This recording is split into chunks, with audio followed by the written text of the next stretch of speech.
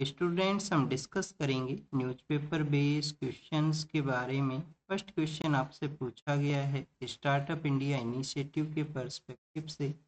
आज का जो न्यूज़पेपर डिस्कशन था उसके अंदर भी इस इनिशिएटिव के बारे में मेंशन था, क्योंकि स्टूडेंट 10 ईयर का जो एनिवर्सरी है वो यहाँ पे कंप्लीट हुआ है, तो इसके इम्पोर्टेंस के बारे में प्राइम मिनिस्टर के द्वारा मेंशन किया गया। कैसे स्टार्टअप इंडिया इनिशिएटिव की वजह से हमारे कंट्री के अंदर एंटरप्रेन्योरशिप है वो यहाँ पे प्रमोट हुआ है। तो फर्स्ट हम न्यूज़ को रेफर करेंगे जहाँ से इस क्वेश्चन को हम फ्रेम किए हैं। आप देखिए कि आज का जो न्यूज़पेपर डिस्कशन था उसकी फर्स्ट न्यूज ही स्टार्टअप इंडिया इनिशिएटिव के बारे में। प्राइम मिनिस्टर ने इसका जो इम्पोर्टेंस है वो बताया है कि कैसे कंट्री के अंदर इनोवेशन है, एंटरप्रेन्योरशिप है वो यहाँ पे प्रमोट हुआ। क्वेश्चन को प्रैक्टिस करते हैं। अब देखिए कि फर्स्ट स्टेटमेंट है वो मेंशन है कि 16 जनवरी का जो डे है उसको ऑब्जर्व किया जाता है as the national startup day के रूप से। जैसे स्टूडेंट्स यही वो डे है जब 16 जनवरी 2016 के समय में जो स्टार्टअप इंडिया इनिशिएटिव है उसको लॉन्च किया गया था प्राइम मिनिस्टर के द्वारा, जिसके थ्रू एंटरप्रेन्योरशिप है वो प्रमोट है वो हो सके। सेकंड स्टेटमेंट के अंदर बताया गया है कि जो department of promotion of industry and internal trade है, जो कि ministry of commerce and industry के अंडर में आया करता है, तो एक नोडल एजेंसी के रूप से काम करता है। सेंट्रल गवर्नमेंट का एक नोडल डिपार्टमेंट है जो रिस्पॉन्सिबल है स्टार्टअप इंडिया इनिशिएटिव के परस्पेक्टिव से। तो सेकंड स्टेटमेंट है वो भी यहाँ पे करेक्ट है। थर्ड स्टेटमेंट के अंदर में बताया गया है कि इंडिया जो becoming the first country with largest number of startup ecosystem globally. तो आप देखिए कि इंडिया है वो जो टॉप लार्जेस्ट नहीं है, यहाँ पे इंडिया थर्ड लार्जेस्ट है। इंडिया जो है वो थर्ड नंबर के ऊपर में है। सबसे ज़्यादा जो नंबर ऑफ स्टार्टअप्स हैं वो तो यूएस के वहाँ पे हैं। फिर आप देखिए कि सेकंड नंबर पे हैं वो चाइना के वहाँ पे हैं। और थर्ड नंबर के ऊपर में इंडिया है वो आपको देखने के लिए मिलेगा, जहाँ पे third largest number of startups हैं उनका प्रेजेंस। स्टूडेंट्स स्टार्टअप्स को प्रमोट करने के लिए हमारा जो गवर्नमेंट है उनके द्वारा इन इनिशिएटिव्स को जो टैक्स एग्जाम्पशन है वो प्रोवाइड किया गया, जिससे कि लार्जर वे के थ्रू बूस्ट हो सकें। फिर आप देखिए कि जो सीड फंड है उसका भी इस्टेब्लिशमेंट है वो किया गया था। इनिशियली जो सपोर्ट है वो इनको प्रोवाइड किया जा सके, और फंड ऑफ फंड है उसका भी इस्टेब्लिशमेंट आपको मिलेगा। इस तरीके से यहाँ पे इस सेक्टर में जो ग्रोथ है वो देखने को। राइट आंसर है वो क्या रहेगा, टू स्टेटमेंट है वो यहाँ पे करेक्ट है। आपको फर्स्ट स्टेटमेंट याद होना चाहिए कि 16 जनवरी है उसको एज ए स्टार्टअप डे के रूप से हम ऑब्जर्व करते हैं। रिसेंटली आप देखिए कि कुछ डेज हैं जो गवर्नमेंट ने रिकॉग्नाइज किए हैं, जैसे कि 23 अगस्त का जो डे है जिसको कि हम स्पेस डे के रूप से ऑब्जर्व करते हैं। क्योंकि स्टूडेंट 23 अगस्त को हमारा जो चंद्रयान थर्ड है जो कि वहाँ पे सक्सेसफुली पहुँचता है, उसका अचीवमेंट को देखते हुए स्पेस डे के रूप से इसको ऑब्जर्व है वो किया गया। हमारा जो 11 मई का डे है जब हम न्यूक्लियर टेस्ट को कैरी आउट किए थे 98 के समय में, तो 11 मई है उसको नेशनल टेक्नोलॉजी डे के रूप से ऑब्जर्व है वो किया जाता है। स्टूडेंट्स यूपीएससी ऐसे क्वेश्चंस आपसे पूछता है। आप देखिए कि दो क्वेश्चन है वो पूछे जा चुके हैं रिसेंट ईयर्स के दौरान में। एक तो स्टूडेंट 21 फरवरी के बारे में था जो कि लैंग्वेज के पर्सपेक्टिव से है, यूनेस्को का लैंग्वेज डे के रिगार्डिंग में है। तो एक आप देखिए कि जो 7 अगस्त का डे है जो कि हैंडलूम डे के रूप से रिकॉग्नाइज हुआ था 2016 के दौरान में, और इसका क्वेश्चन है वो यूपीएससी ने रिसेंट ईयर्स के दौरान में ही पूछा है। ऐसे आपको पता होना चाहिए, हो सके कोई क्वेश्चन यहाँ पे पूछ लिया जाए फैक्चुअल नॉलेज के बेसिस के ऊपर में। सेकंड क्वेश्चन के बारे में अगर हम रीड करें तो नोबल अवार्ड्स के पर्सपेक्टिव से है। 5 जनवरी का या 6 जनवरी का जो न्यूज़पेपर था उसके अंदर इन नोबल अवार्ड्स का जो शेयरिंग के रिगार्डिंग में आप देखिए कि मेंशन था। और अभी एक रिसेंट जो न्यूज़ है वो आया है कि जो नोबल पीस प्राइज है 2025 का जिनको दिया गया था, उन्होंने अपना जो नोबल पीस प्राइज है उसको शेयर किया है यूएस के जो प्रेसिडेंट हैं उनके साथ। तो इस वजह से भी ये न्यूज़ में है, इसी वजह से हमने इस क्वेश्चन को फ्रेम है वो किया। फर्स्ट स्टेटमेंट में आपको बताया गया है कि there can be the maximum of 3 laureates in a category every year, कि मैक्सिमम आप देखिए कि 3 पर्सन है वही हो सकते हैं। ये स्टूडेंट्स 5 पर्सन नहीं हो सकते किसी कैटेगरी के अंदर में। तो आप देखिए कि मैक्सिमम नंबर तो 3 ही है। आपने काफ़ी बार जो स्पेशली साइंस के जो अवार्ड्स हुआ करते हैं फिजिक्स के रिगार्डिंग में, केमिस्ट्री के रिगार्डिंग में, तो आपने रीड किया होगा मैक्सिमम ईयर्स जो 3 पर्सन्स हैं उनको ये अवार्ड हैं वो दिए जाते हैं। Nobel prize have been awarded continuously since the 1901। Continuously हैं, बट आप देखिए कि वर्ल्ड वॉर फर्स्ट का जो समय था, वर्ल्ड वॉर सेकंड का जो समय था, जब इन अवार्ड्स को नहीं दिया गया है, उस दौरान में यहाँ पे आपको कंप्लीटली आप देखिए कि बीच में कुछ ईयर्स हैं जहाँ पे ब्रेक रहा, जहाँ पे अवार्ड्स हैं वो नहीं अनाउंस हुए थे। कुछ ऐसे भी पर्सन हैं, जैसे जर्मनी से रिलेटेड कुछ पर्सन हैं जिनको अवार्ड हैं वो दिए गए थे, और वहाँ पे जब वो एक डिक्टेटर हैं वो रूल में हुआ करते थे, तो उन्होंने अवार्ड को एक्सेप्ट करने से जो डिनाई है वो कर दिया गया था उस दौरान में। Award can not be revoke transferred and और शेयर्ड विद द अदर्स। तो ये जो थर्ड स्टेटमेंट है वो नोबल कमेटी ने अभी इश्यू किया है, तो ये भी आप देखिए कि यहाँ पे जो करेक्ट है। सेकंड स्टेटमेंट है वो इनकरेक्ट है, कंटिन्यूस नहीं है सिंस 1901 से, world war one and world war second के दौरान में इनको डिसकंटिन्यूस है वो रखा गया था, अवार्ड है वो नहीं अनाउंस हुई। तो टू स्टेटमेंट्स हैं वो करेक्ट है यहाँ पे। स्टूडेंट्स हमारे आप देखिए यहाँ पे कैटेगरीज के बारे में मेंशन है, तो किस किस कैटेगरी के अंदर में नोबल अवार्ड्स हैं वो दिए जाते हैं। फर्स्ट आप देखिए कि फिजिक्स के रिगार्डिंग में नोबल अवार्ड है वो हुआ करता है। सेकंड आप देखिए कि केमिस्ट्री के रिगार्डिंग में अवार्ड्स हुआ करते हैं। फिर मेडिसिन का सेक्टर है, मेडिसिन के सेक्टर के रिगार्डिंग में भी अवार्ड हैं वो हुआ करते हैं। मेडिसिन के अलावा आप देखिए कि लिटरेचर है, लिटरेचर के अंदर ही इंडिया का जो फर्स्ट इंडियन पर्सन को जो नोबल अवार्ड मिला था वो लिटरेचर कैटेगरी के अंदर ही मिला था 1913 के समय में, रविंद्रनाथ टैगोर साहब, गीतांजलि उनका जो राइटिंग है उसकी वजह से।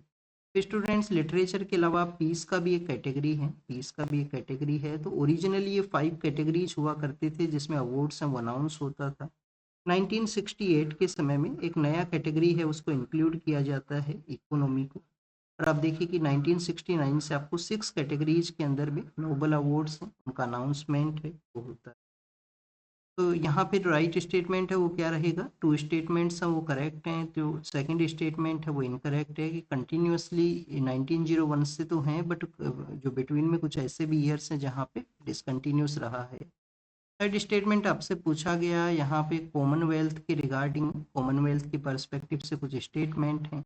ये क्वेश्चन हमने क्यों यहाँ पे फ्रेम किया है, आप देखिए कि कॉमनवेल्थ के जो प्रिसाइडिंग ऑफिसर्स हैं उनका एक मीटिंग हुआ है, तो उस दौरान में हमारे जो जो लोकसभा के जो स्पीकर हैं उन्होंने कहा है कि डेमोक्रेटिक इंस्टीट्यूशंस हैं वो यहाँ पे ट्रांसपेरेंट होने चाहिए, इंक्लूसिव होने चाहिए, जिससे कि आप देखिए कि लार्जर जो पीपल्स का पार्टिसिपेशन है वो हो सके।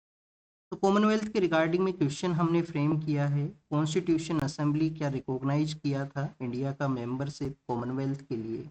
तो स्टूडेंट जो कॉन्स्टिट्यूशन असेंबली है हमारा, उसने आप देखिए कि कॉन्स्टिट्यूशन के फ्रेमिंग के अलावा 5 अदर वर्क हैं वो कैरी आउट किए थे।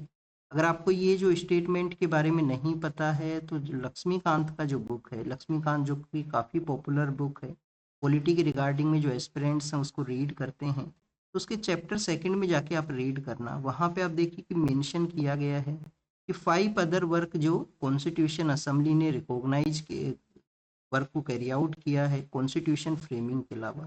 कौन कौन से वो 5 वर्क हैं, फर्स्ट इंडिया का जो मेंबरशिप है कॉमनवेल्थ को उसको रिकॉग्नाइज करना, तो आप देखिए कि कॉमनवेल्थ जो ग्रुप है उसके लिए हमारा जो मेंबरशिप है उसको रिकॉग्नाइज करना। सेकंड आप देखिए कि यहाँ पे हमारा जो नेशनल फ्लैग था 22 जुलाई 1947 के समय में जो नेशनल फ्लैग है उसको अडॉप्ट करना हो।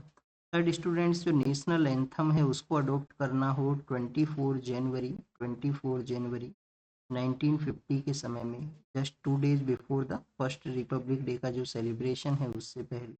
और नेशनल जो सॉन्ग है, नेशनल सॉन्ग को भी आप देखिए कि यहाँ पे अडॉप्ट है वो करना हो।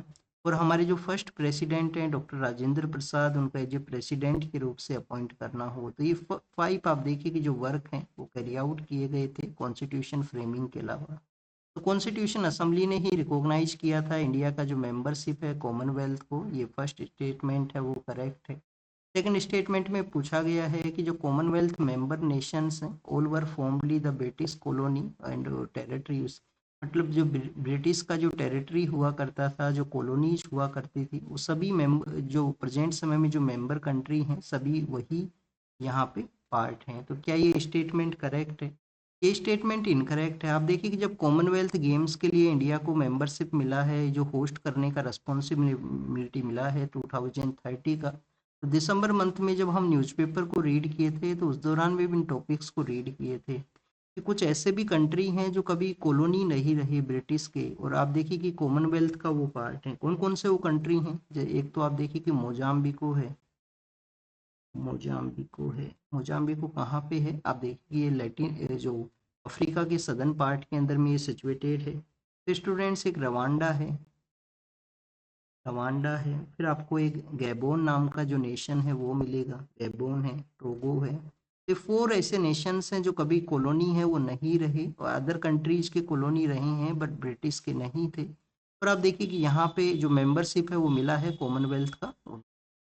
जो सेक्रेटरी ऑफ स्टेट के जो फंक्शन हुआ करते थे, the function of secretary of state for India was transfer to the secretary of state for the Commonwealth affairs. तो क्या ये स्टेटमेंट करेक्ट है? 1947 का इंडियन इंडिपेंडेंस एक्ट को जब आप रीड करोगे तो वहाँ पे आपको ये स्टेटमेंट है वो मिलेगा। ये आप देखिए कि लक्ष्मीकांत का जो फर्स्ट चैप्टर है उसके अंदर में मेंशन है। जो सेक्रेटरी ऑफ स्टेट का जो फंक्शन है, सेक्रेटरी ऑफ स्टेट की पोस्ट को अबोलिश जब कर दिया गया तो इसके जो फंक्शन है उसको ट्रांसफर कर दिया गया था secretary of state for the Commonwealth affairs को। तो ऑल यहाँ पे जो 2 स्टेटमेंट है वो करेक्ट है, सेकंड स्टेटमेंट इनकरेक्ट इस वजह से है कि सभी मेंबर कंट्रीज हैं वो कॉलोनी नहीं थे। प्रेजेंटली कुछ ऐसे भी कंट्री हैं जो अदर पावर्स के अंडर में कॉलोनी थे, और आप देखिए कि यहाँ पे अब उनका कॉमनवेल्थ को मेंबरशिप है। कॉमनवेल्थ कंट्रीज के अंदर में जो जो एम्बेसी का जो एरिया हुआ करता है उसको किस नाम से जानते हैं स्टूडेंट्स? उनको हाई कमीशन के नाम से जानते हैं। एम्बेसी के एरिया को हाई कमीशन के रूप से कंसिडर हैं वो करते हैं। नेक्स्ट अगर हम बात करें स्टूडेंट्स, क्वेश्चन नंबर 4 के अंदर में आपको इंडिया में जो एलिफेंट्स का स्थिति है उसके बारे में क्वेश्चन पूछा गया है कि कर्नाटका, आसाम और Tamil Nadu accounts for more than half of the elephants in India. तो फर्स्ट स्टेटमेंट है वो करेक्ट है। जब एलिफेंट्स का जो सेंसस को आप रीड करते हो अक्टूबर मंथ के समय इसके रिगार्डिंग में डाटाज हैं वो पब्लिश हुए थे। कर्नाटका में आप देखिए कि हाईएस्ट नंबर ऑफ एलिफेंट हैं। नॉर्थ ईस्टर्न स्टेट्स में जो असम है वहाँ पे हाईएस्ट नंबर ऑफ एलिफेंट्स हैं। फिर तमिलनाडु है, केरल के वहाँ पे भी जो नंबर्स हैं वो काफ़ी बेटर सिचुएशन में हैं। तो आप देखिए कि ये जो टॉप 3 स्टेट्स हैं मोर देन 50 के आसपास जो एलिफेंट्स का जो संख्या है उसको कॉन्स्टिट्यूट करते हैं।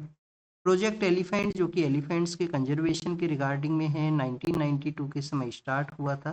प्रोजेक्ट टाइगर कब स्टार्ट हुआ था स्टूडेंट्स? प्रोजेक्ट टाइगर जो है वो 1973 के समय में था।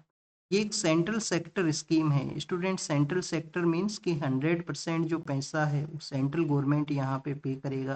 तो ये इनकरेक्ट है। 100% सेंटर का नहीं है, सेंट्रल और स्टेट कोऑपरेशन के साथ में यहाँ पे जो मनी है वो स्पेंड है वो किया करते हैं। तो आप देखिए कि ओनली वन स्टेटमेंट है वो यहाँ पे करेक्ट है। नेक्स्ट अगर हम बात करें स्टूडेंट्स एलिफेंट्स के बारे में, तो आईयूसीएन स्टेटस है वो क्या है एशियाटिक एलिफेंट का? आईयूसीएन स्टेटस है वो एंडेंजर्ड है। आईयूसीएन स्टेटस है एंडेंजर्ड है। हमारे यहाँ पे एलिफेंट रिजर्व्स हैं वो भी सिचुएटेड हैं। झारखंड की रिगार्डिंग में एक एलिफेंट का न्यूज़ था आज के न्यूज़पेपर के अंदर में। ह्यूमन वाइल्ड लाइफ का जो कन्फ्लिक्ट है उसको ये शो करता है। नेक्स्ट अगर हम बात करें स्टूडेंट्स, आपसे क्वेश्चन पूछा गया है कि इनमें से कौन सा ऐसा प्रोटेक्टेड एरिया है जहाँ पे मोस्ट ह्यूमन एक्टिविटीज हैं उनको अलाउ है वो किया जाता है। अब देखिए कि टाइगर रिजर्व का जो कोर एरिया है वहाँ पे ह्यूमन एक्टिविटीज हैं वो काफ़ी कम अलाउ हुआ करती हैं।